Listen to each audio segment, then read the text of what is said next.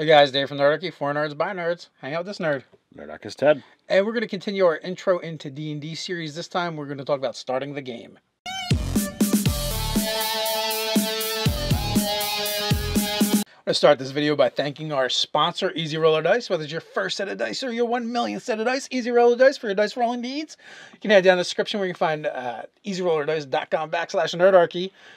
And you will also find a one-time promo code for a 20% discount.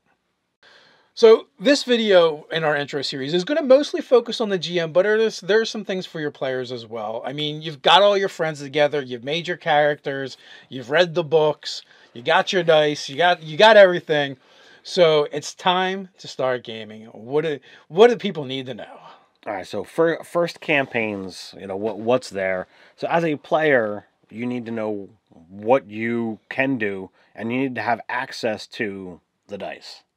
Yeah, pretty much, as a player, you're going to need your character sheet and, a pencil maybe, and maybe some scratch paper.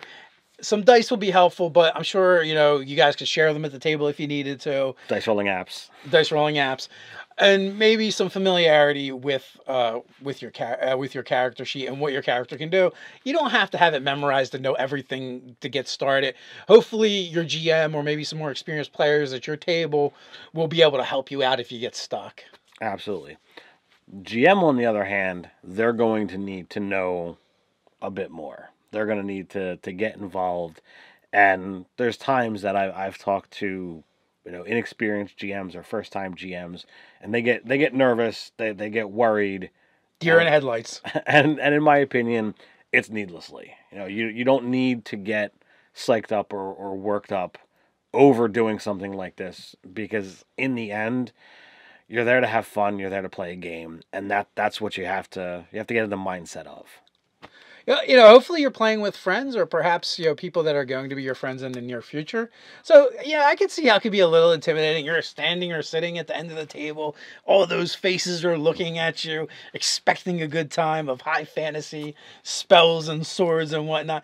But you're right. At the end of the day, it is just a game, and we're gonna use silly voices. We're going to roll funny shaped dice, and we're going to make things up. So that's really what it boils down to. We are playing make believe with dice and with rules. So you just go have fun with it.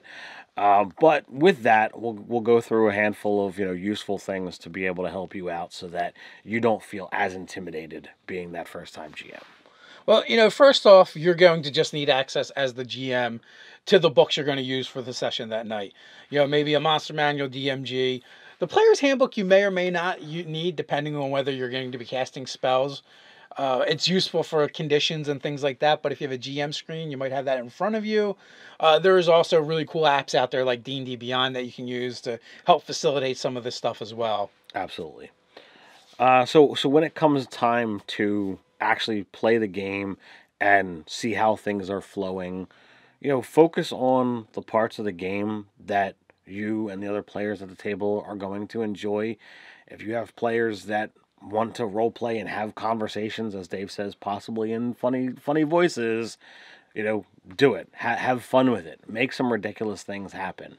If you guys are really into the combat angle of it, throw caution to the wind and put them in their first combat. If things go badly and you kill them all, well, maybe it was a dream sequence, and they wake up in the inn, clutching their chest, and it was all a dream. Maybe this is the foreshadowing of what's going to happen, and they have to avoid it. That there's always ways to get around those nasties. If they do well, they'll feel really inspired and invigorated at how the combat went, and now they'll be ready for the next one. And you, now having experience under your belt, you'll be more ready for the next one as well.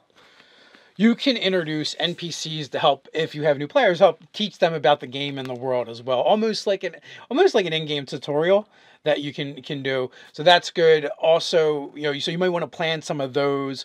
You're gonna want to do some prep if it's your first time running a game. You're gonna want to know what monsters you might have your players encounter, what NPCs they're gonna run into.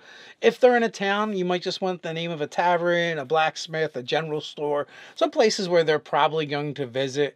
You might want to, either online or maybe from your DM screen, have a name generator handy just in case your players encounter people you weren't expecting and you need a name real quick. That can help as well. Yeah, actually, online you can probably find full NPC generators if you look hard enough. There are names under each race in the player's handbook that you can always go to. A tavern name generator is a great thing, and I try to grab that every once in a while, just as like every time they're going to go to a new town, like, well, I need a cool name. Let's hit this button a couple of times until I find one that I like. Now, we mentioned having dice as well earlier from the player side, but as the GM, you're going to want to have dice, and you might even want to have some extra dice in case some of your players need them as well. A lot of times GMs will also provide like pens and pencils and stuff like that, but you don't necessarily have to. It just depends on, how prepared you think your players are going to be that are coming to the table tonight. Some effects or monsters will require you to roll multiple dice. So 4d6 is just 4 die 6, and you can roll 4d6 if you have it, or roll the d6 4 times, based on what you have access to. And it makes it easier, for the use of play if you have the actual dice there or an app that you can just plug all of that in. Now, if you're running a pre-written adventure, you're going to want to read that from front to back before you get started at least once, and maybe reread the sections that you think you're going to cover that evening so you're more familiar with it. And, and then when you're getting to the particular places in the adventure, instead of reading it verbatim, you can kind of like paraphrase it a little bit. Some pre-written adventures, they have blocks of, oh, this is what you see, and it's written in a way that you can just read that to your players. Flavor text. Flavor text makes it easier, for them to get engrossed, because it's typically written, by, well-to-do, people that have researched what it is that's going to really impact your players. Professional writers. And the other thing to take into consideration is if you ever get stumped by what the players are doing, there's no problem saying, all right, guys, I need a 5-minute break to figure this out here. Let them get something to eat, go to the bathroom, you get your head together, and once you're ready to go, you can pick back up and keep going. Nerdarchy has actually done a lot of videos with GM tips, so if you're looking for something specific, a channel search might bring you to it, or maybe you'll find something you didn't know you were looking for. But our GM tips is one of our biggest catalogs. And there's also a lot of other great resources out there online as well, with GM tips included.